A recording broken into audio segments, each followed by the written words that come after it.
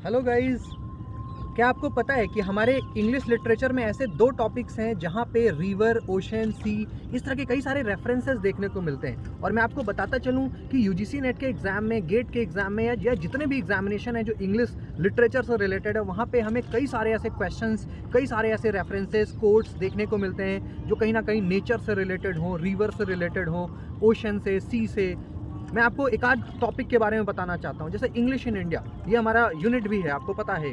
English in India मैं इसलिए बोल रहा हूँ गाइज, क्योंकि वो एक समय था जब आप 16th century, 17th century, 18th century, उस टाइम पे गाइज रेलवेज नहीं थे, प्लेन्स नहीं था, तो अंग्रेज कैसे आते थे? वो लोग सी के थ्रू, ओशन के थ्रू ही इंडिया आते थे बेसिकली। यही कारण है कि कलकत्ता यूनिवर्सिटी सबसे पहले इस्टेब्लिशमेंट हुआ, then Madras university, then Bombay, ये सारे गाइज कोस्टल एरियाज हैं, आपको पता है, सारा समुद्री क्षेत्र है। इसके साथ साथ गाइज इंग्लिश इन इंडिया जो हमारा एक यूनिट है, उसमें आपको, क्योंकि वो ओशन की तरफ से आते थे, तो जितने भी कोस्टल एरियाज थे उसका इंपॉर्टेंस बहुत है। वो सेंटर ऑफ एजुकेशन था, सेंटर ऑफ पॉलिटिक्स और ऐसे सारे एरियाज। इसके साथ साथ मैं आपको ब्रिटिश हिस्ट्री में बताऊं कि अगर जब आप ब्रिटिश लिटरेचर पढ़ते हो तो वहाँ पे जो आपका कैरोलिन एज है, जो एलिजाबेथन इंग्लैंड के अराउंड, और कैरोलिन एज, जैकोबन एरा, वहाँ पे गाइज ट्रेवेलॉग का एक समय आया जब लोग, you can say, people started travelling from one place to another, है ना। बहुत सारी ऐसी स्कीम्स थी, ऐसी पॉलिसीज थी।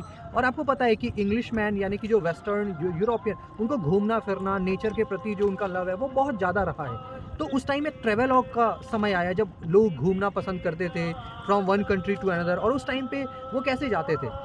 पोर्ट्स के थ्रू, फ्रॉम, यू कैन से, ओशन के थ्रू ही जाते थे, उनका रास्ता वही होता था। तो उस टाइम के जितने भी आप कैरोलिन, जैकोबन और एलिजाबेथन इंग्लैंड के बाद का जो भी लिटरेचर का पोर्शन है, वहाँ आपको कई सारे ऐसे रेफरेंसेस देखने को मिलेंगे। इसके साथ साथ मैं आपको और एक मज़ेदार बात बताता हूँ। अलेक्जेंडर पोप का रेप ऑफ द लॉक बड़ा ही इंपॉर्टेंट है, एक एपिक पोम है, मॉक एपिक पोम है।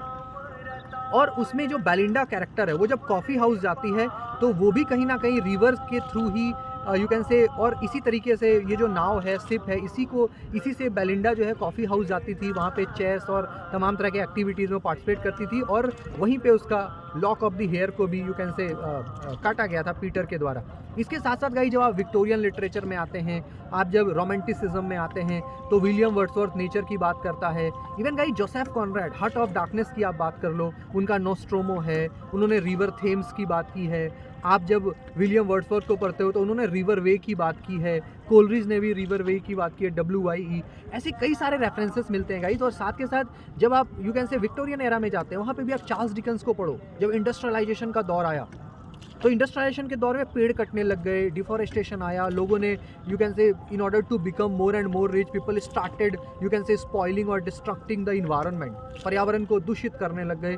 तो उस टाइम पे गाइस कई सारे ऐसे राइटर्स हैं, इंक्लूडिंग चार्ल्स डिकेंस, और यू कैन से लेटर ऑन हरोल्ड पिंटर, और कई सारे ऐसे लोग हैं जिन्होंने नेचर के बारे में लिखा है, कई सारे नेचर के। इवन विलियम ब्लेक को भी जब आप पढ़ते हैं तो आपको ऐसे रेफरेंसेस मिलते हैं। तो ये बड़ा एक इम्पॉर्टेंट है।